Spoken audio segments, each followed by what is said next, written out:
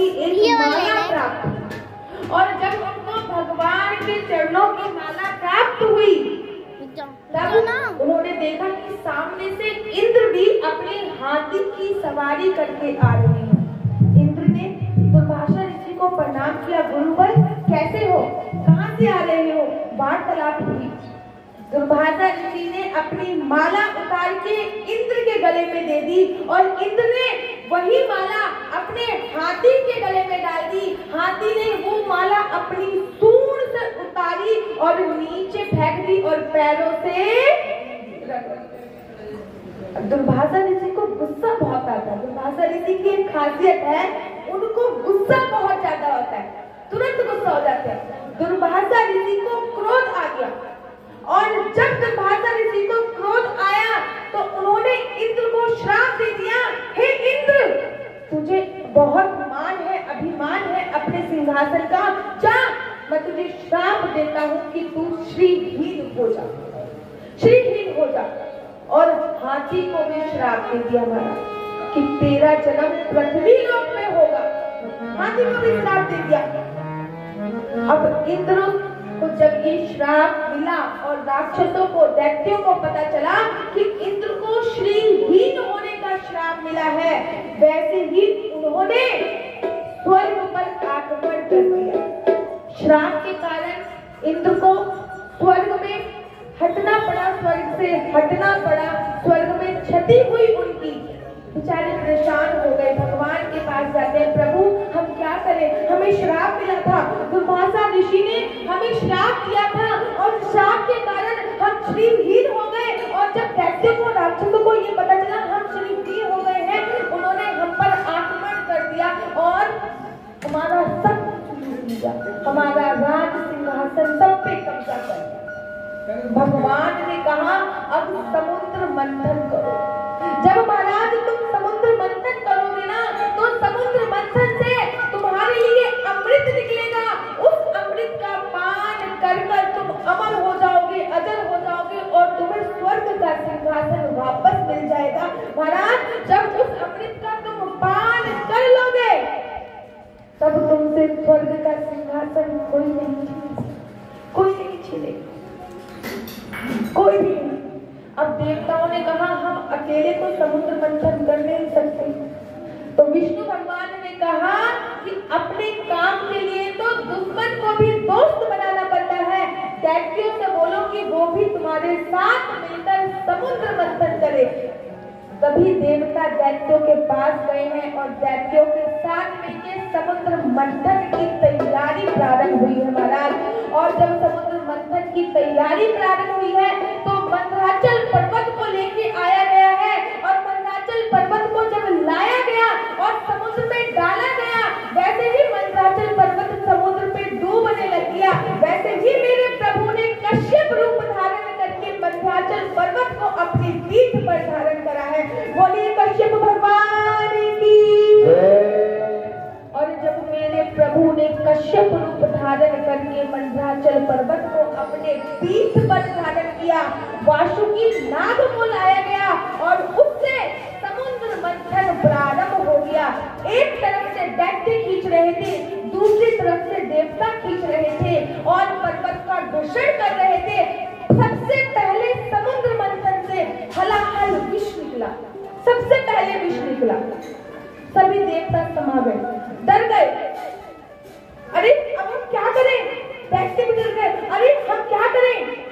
तब विष्णु भगवान ने कहा डरने की कोई बात नहीं है महाराज, ये जो विष है ना केवल एक ही व्यक्ति, एक ही संसार में देव ऐसा है जो इस विष को पूरी तरीके से इस विष का पान कर सकता है और वो है मेरे भोले बाबा।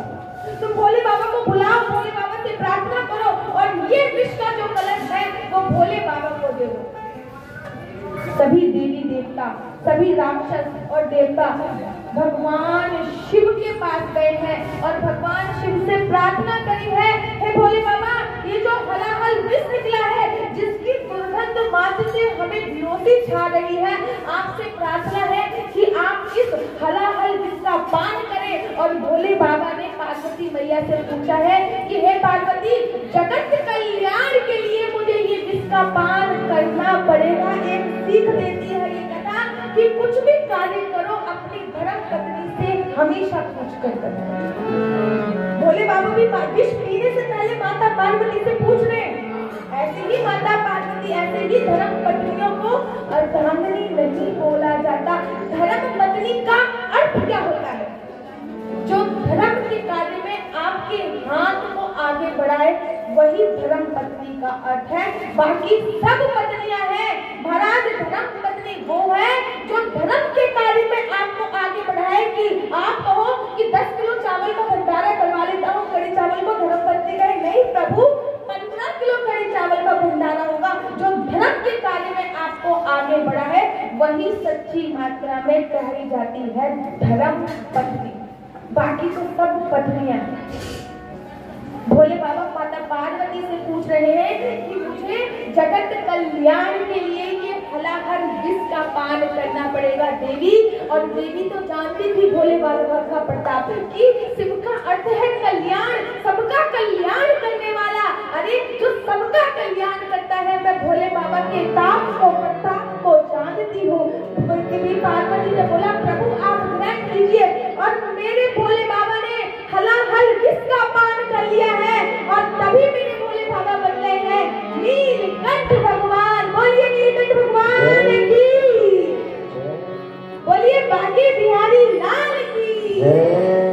फिर दोबारा दूसरी ऊर्जा से समुद्र मंथन प्रारंभ हुआ है महाराज। और जब दूसरी ऊर्जा से समुद्र मंथन प्रारंभ हुआ है तो दूसरी बार समुद्र मंथन से एक घोड़ा निकला है, जिसको दैत्यों के गुरु और दैत्यों के राजा मान लीजिए आप, क्योंकि दैत्यों के गुरु तो शंकराचार्य थे, दैत्यों के राजा बलि ने ले लिया है। उसके बाद गौ माता निकली है, कामधेनु गौ माता, जो कि ऋषियों को दे दी गई है। और उसके बाद ऐरावत हाथी निकला है, और जब ऐरावत हाथी निकला तो उसको इंद्र ने ले लिया है। और उसके बाद समुद्र मंथन फिर से प्रारंभ हुआ नई ऊर्जा के साथ। माता लक्ष्मी साक्षात हाथ में माला लेकर प्रकट हो गई महाराज। और जब माता लक्ष्मी साक्षात हाथ में माला लेकर प्रकट हुई, माता लक्ष्मी का जो स्वरूप है ना, इतना मोहक स्वरूप है, इतना सुंदर स्वरूप है कि सभी देवता और राक्षस बोल रहे हैं इनको हम लेंगे, हम लेंगे। सभी में आपस में लड़ाई हो गई। तभी भगवान बोलते हैं कि इनके हाथ में वरमाला है, और जिसका भी ये वर मान लेंगी, जिनके गले में ये माला डाल देंगी, वही इनका हो जाएगा।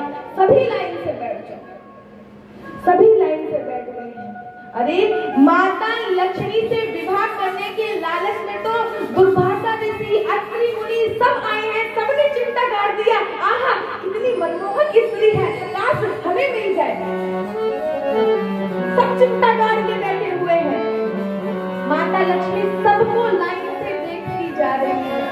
और जब माता लक्ष्मी ने सबको लाइन से देखा तो अंत में मेरे प्रभु पर माता लक्ष्मी की दृष्टि गई। मेरे प्रभु प्रकट हुए, मेरे प्रभु पर माता लक्ष्मी की दृष्टि गई। और माता लक्ष्मी ने प्रभु के गले में माला डाल दी और प्रभु बन गए नर नारायण भगवान। बोलिए नर नारायण भगवान की, बोली लक्ष्मीपति की।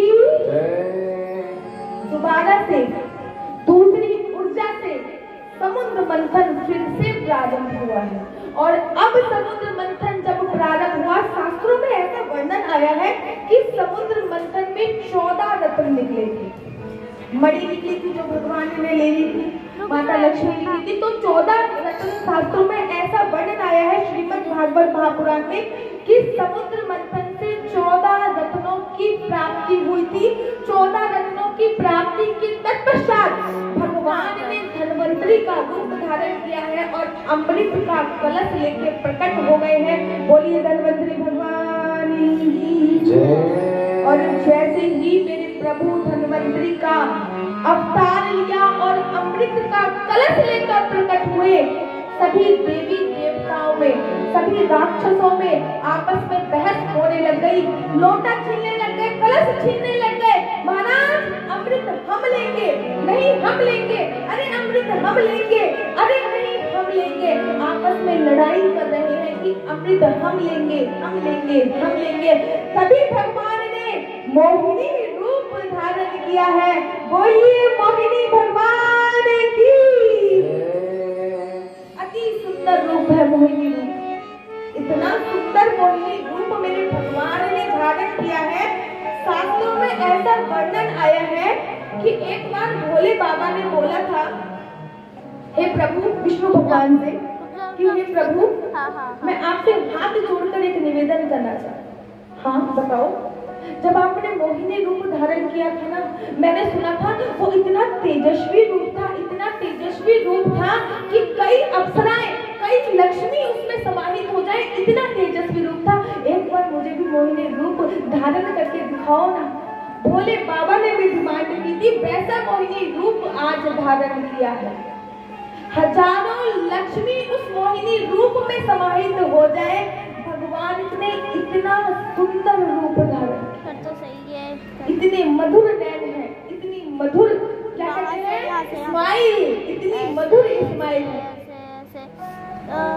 और मोहिनी रूप धारण करके दैत्यों के और देवताओं के बीच में आ गई है। और जब देवताओं ने, दैत्यों ने देखा कि इतनी सुंदर स्त्री चली आ रही है, वैसे ही उससे पूछते हैं, हे देवी, कहाँ से आ रही हो, कहाँ जा रही हो? अरे देवी, तुम्हारा नाम क्या है, गोत्र क्या है, कुल क्या है, कुछ बताओ। अब भगवान कहते हैं मोहिनी रूप धारण करके, तुमको क्या मेरे से विवाह करना है जो मेरी जन्म पत्री मांग रहे हो? तुम्हें क्या करना है, विवाह करना है क्या मेरे से जो मेरी जन्म पत्री मांग रहे हो? तभी दैत्य बोलते हैं, देवी क्षमा करें, हम ऐसे वैसे लोग नहीं हैं। अरे हम कश्यप के पुत्र हैं। मोहिनी कहती है, मैंने कश्यप ऋषि का नाम तो बहुत सुना है, लेकिन तुम जैसे मूर्ख कश्यप भगवान के, कश्यप ऋषि के पुत्र कैसे हो सकते हो? अरे मैंने इतना नाम सुना है कश्यप ऋषि का, और तुम कह रहे हो तुम कश्यप के पुत्र हो, लेकिन तुम तो महामूर्ख हो जो मुझसे मेरा नाम गोत्र पूछ रहे हो और साथ में मुझसे बोल रहे हो कि देवी, समुद्र मंथन से ये अमृत निकला है और इस अमृत का पान आप हमें करा दो। अरे मैंने से ना तुम्हारी जान है ना पहचान है, कहीं मैं तुम्हारा अमृत लेके भाग गई तो,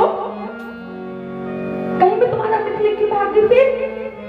नहीं देवी, अब तो हमें तुम पे पूरी तरीके से विश्वास हो गया है कि तुम हमारा अमृत लेकर कहीं जाने वाली नहीं हो। अब तो कुछ भी हो जाए, जमीन आसमान एक हो जाए, लेकिन अब तो अमृत का बंटवारा